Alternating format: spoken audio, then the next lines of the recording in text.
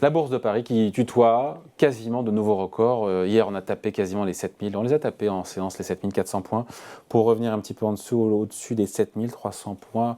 De nouveaux records sont-ils possibles à court terme? On en parlait avec vous, Pierre Sabatier. Bonjour Pierre. Bonjour David. Économiste, président du cabinet PrimeView.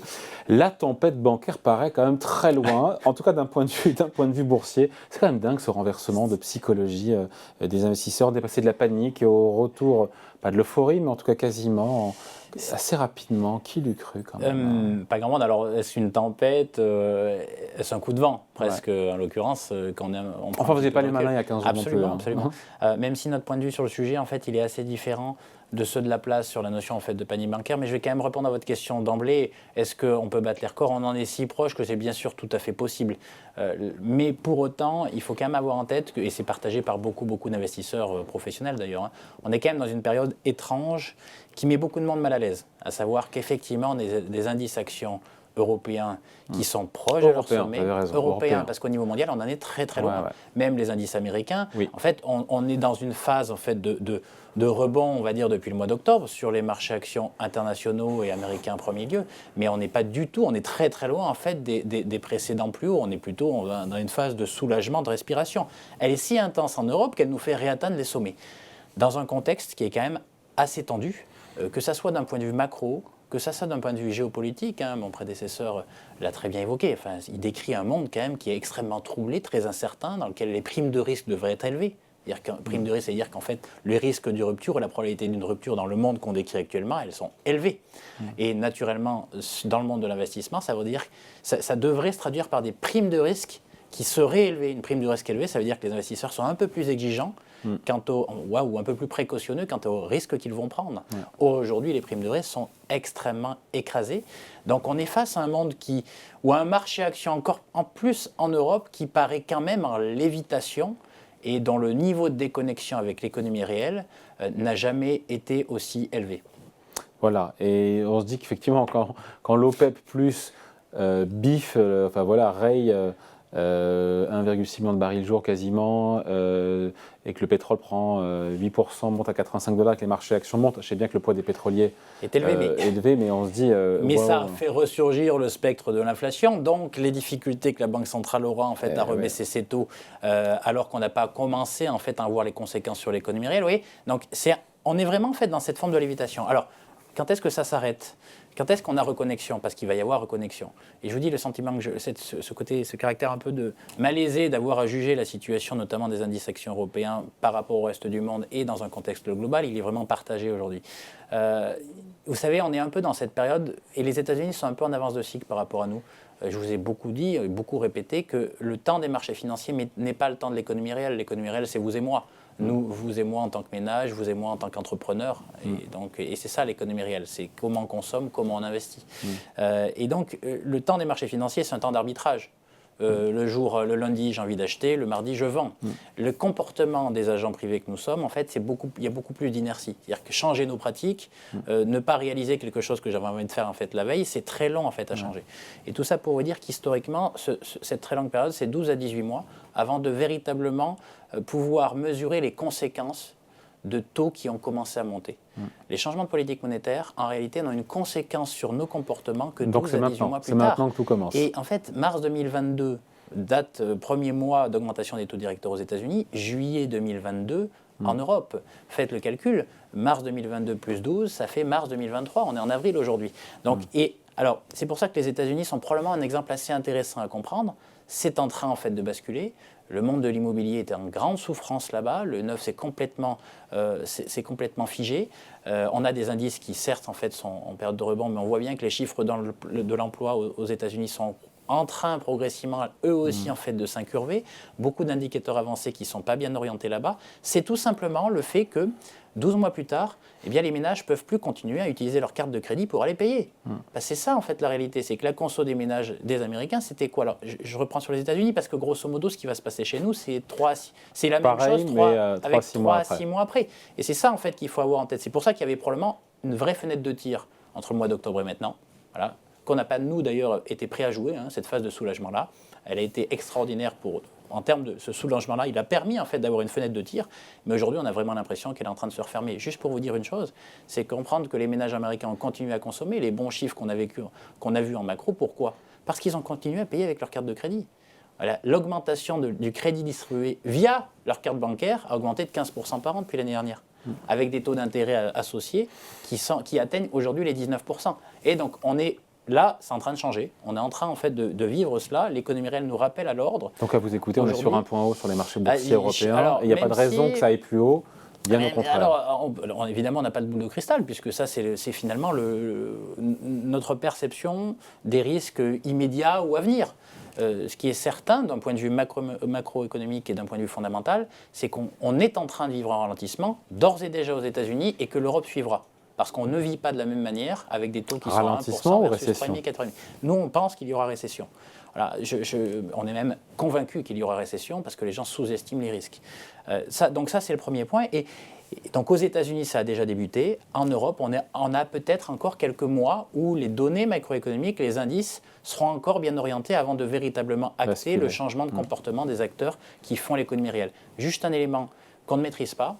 Donc, est-ce que ça peut battre les records ? Oui. Qu'est-ce que les gens disent ? Oui, ça peut les battre au cours des semaines à venir. Mais grosso modo, aujourd'hui, l'essentiel du chemin pour nous est fait. Et on serait prêt à aller jouer cette jambe de hausse qui pourrait rester au regard des perspectives qui sont les nôtres.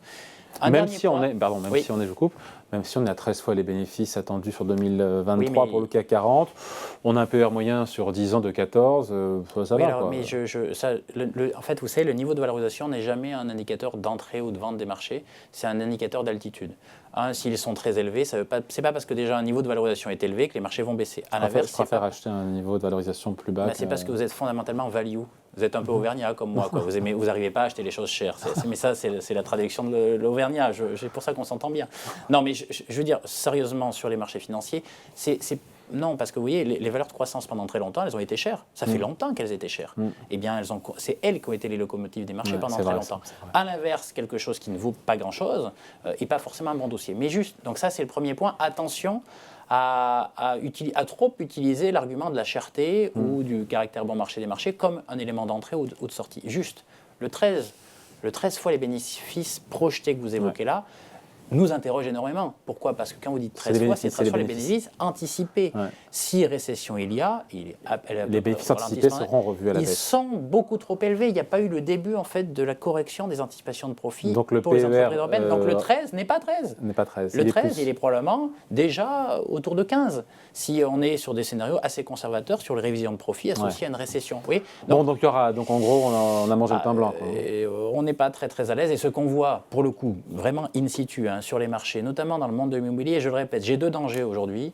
Les gens sous-estiment l'effet de levier, aujourd'hui, notamment dans le monde du non-coté, immobilier d'une part, et immobilier d'une part où on a des décotes, c'est-à-dire en fait des négociations sur des très gros volumes d'immobilier. Là, je ne parle pas de la maison que vous allez acheter en résidence principale. Et encore la semaine dernière, on a des décotes qui se négocient en 5 jours de l'ordre de 30%. Pour vendre le bien, plein cœur de Londres. Ouais. Plein cœur de Londres. Donc, vous voyez, on est quand même sur des niveaux de tension qui révèlent quand même une forme de fragilité des acteurs. Quelques promoteurs font déjà faillite.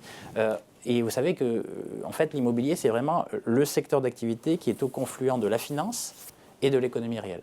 C'est vrai, ça. Et donc, on n'est pas très à l'aise avec ça, c'est le premier point. Le deuxième point, par rapport à la panique bancaire, c'était votre propos introductif, et c'est intéressant parce qu'on a une conviction assez forte sur le sujet, c'est que pour nous, il n'y a pas de raison d'avoir une panique bancaire parce que nous avons déjà construit notre ligne Maginot. C'est-à-dire que vis-à-vis des banques, à savoir qu'en réponse aux difficultés, aux souffrances qu'on a vécues en 2000 et 2009, la régulation bancaire, elle est extrêmement exigeante aujourd'hui. Là, on a eu les banques régionales aux US, mais vous le savez, c'est uniquement parce qu'ils n'avaient pas voulu appliquer en fait, la régulation qui s'est à peu près appliquée partout dans les grands pays matures. Donc ça, c'est géré. Mais j'ai peur que ça soit notre ligne Maginot. C'est la ligne Maginot de l'époque, c'est 14-18, on a eu mal, on ne se ferait pas avoir deux fois. Et on construit une ligne. Sauf que qu'est-ce qui se passe 20 ans plus tard ? C'est qu'en fait, les gens sont passés à côté de la ligne. Et le vrai sujet pour moi, il n'est pas dans le monde régulé, mais dans le monde non régulé. La finance non régulée, le private equity, un certain nombre de véhicules financiers, eux, se sont gavés de leviers. Gavés de leviers, ont beaucoup utilisé, enfin pour se financer, ont beaucoup utilisé en fait de la dette. Et concrètement, ça, c'est un monde qui n'est pas régulé. C'est un monde qui, par Donc, construction, n'a pas besoin en fait, il pourrait y d'être avoir un PET transparent. de ce côté-là. Et en fait, s'il y a un PET, qu'est-ce que c'est s'il y a un PET? S'il n'y a pas un PET, s'il y a une déception dans les investissements qui ont été faits, c'est juste ça. Et ça devient de plus en plus probable dans une économie qui ralentit, eh bien, vous risquez d'avoir, par effet d'entraînement, ces véhicules non régulés qui vont révéler leurs faiblesses. Or, j'ai peur que les gens qui les achètent, dans l'investissement, le fait qu'il y ait des pépins, ce n'est pas grave. La réalité, c'est qu'il faut bien comprendre qu'est-ce qu'ont cru acheter l'investisseur final. Et le plus grave dans le monde de l'investissement, c'est d'abord en fait c'est de ne pas tenir la promesse que le client a cru entendre. Parce que parfois, il entend ce qu'il veut aussi, mais a cru entendre. Et le risque, il est là. C'est plutôt que la faiblesse, finalement, des investissements qui ont été faits font que les rendements espérés ne sont pas atteints. Si les rendements sont plus faibles, en quoi c'est grave? Mais parce que quand vous avez cru acheter quelque chose de certain et que vous vous rendez compte que ce n'est pas certain, eh bien, vous avez tendance à vous... Oui, mais si le rendement est un peu plus faible, il n'est pas mort d'homme. Non, mais un peu plus faible, il faut qu'il soit raisonnable. Si vous pensiez en fait avoir du 7 et que vous avez du moins 5, moins 10, eh bien concrètement, les gens, la réputation de la classe d'actifs, elle va être extrêmement... mais en quoi ça provoque un choc? La même chose que la panique bancaire. Au lieu d'aller des dépôts pour aller sur des monétaires, vous aurez en fait des paquets en fait, d'argent, il y en a beaucoup qui ont été investis dans le private equity, voire dans l'immobilier, qui vont ne plus aller sur ces classes d'actifs-là pour aller sur quelque chose qu'on considère comme moins risqué. Donc du monétaire, c'est-à-dire du taux directeur, voire même de l'obligataire, qui est redevenu attractif. C'est quand même le retour des morts-vivants sur ce plan. Le monde, c'est plus la même chose. C'est-à-dire que par rapport à il y a 2 ans, il y avait une classe d'actifs dans son ensemble qui était morte. La classe obligataire. Voilà, obligataire plus celle des taux, le monétaire. Quoi.